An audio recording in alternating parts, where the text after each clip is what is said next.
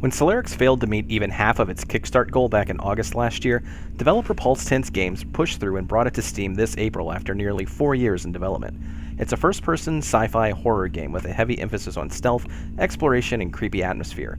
It's also heavily inspired by other games like System Shock and Thief, and while that's certainly a recipe for something awesome, Solarix suffers from a bit of an identity crisis.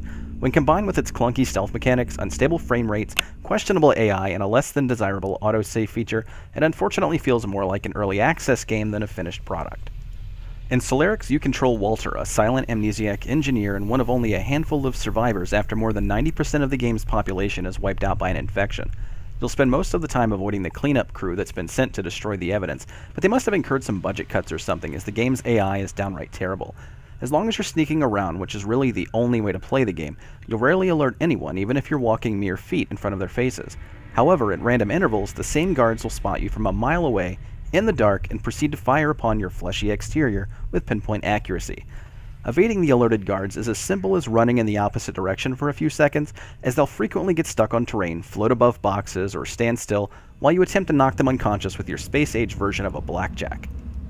Resembling a tiny blow-dryer, the Blackjack Shocker is your silent killer. You don't always have to engage the enemy, but if you feel so inclined, you can sneak up, aim for the back of the head, and pray it connects.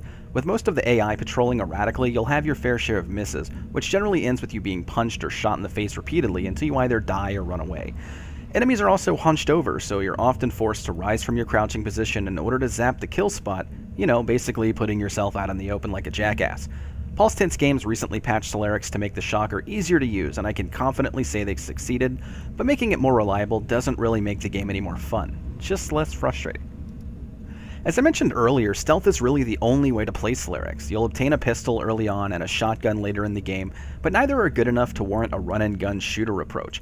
Ammo is also scarce, so I found myself saving precious bullets in order to shoot out light sources or as the only means of defending myself should my faithful hairdryer fail to land a killing blow.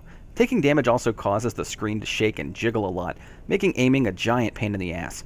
It adds a sense of realism, I suppose, as I doubt I could keep steady aim while soaking up bullets like a blood sponge, but it's just a frustrating addition. Dialogue is guided along by a System Shock-esque rogue AI, and you'll uncover much of the game's lore through audio logs and text documents found while exploring the world. The game's characters are well voiced and are easily the high point in the game. In one instance, I actually came across a faceless corpse before being informed that I couldn't remember their face because the memory had been cut from my brain. Yeah, no. Solarix also features a fairly decent soundtrack full of industrial tings and ambient background noise, but the seemingly random screams and moans seemed out of place at times. Unfortunately, what started off as an interesting premise never really moved beyond the AAA voice acting, as your objectives became samey while you dealt with the same broken AI and unreliable tools room after room. Check your objective, loot the area on your map, find a keycard, waggle your hacking tool while waiting for a timer to hit 0, and repeat. Your hacking tool also looks like a PlayStation Move controller, and where most games provide some sort of hacking minigame, it's completely effortless in Solarix. It's really as easy as holding in a mouse button and waiting for a timer to go off. How you have access to these futuristic tools, yet your in-game map doesn't even show you your current location, is beyond me. I know Pulse Tense Games doesn't want Solarix to hold your hand, but we're talking quality of life mechanics here. For instance, there's no option to manually save your game, nor can you have more than one save file.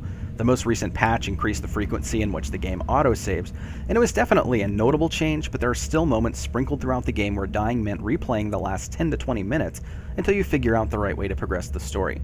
I wanted to like Solarix. Actually, I wanted to love Solarix.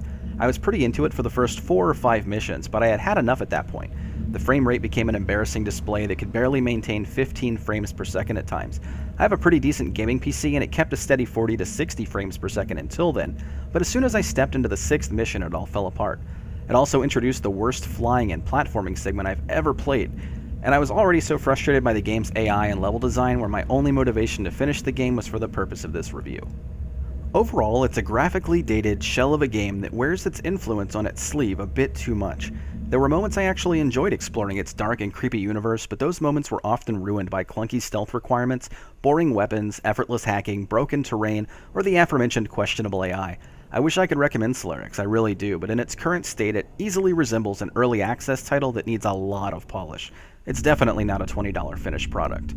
With that in mind, we're giving Solarix in its current form a 4.5 out of 10.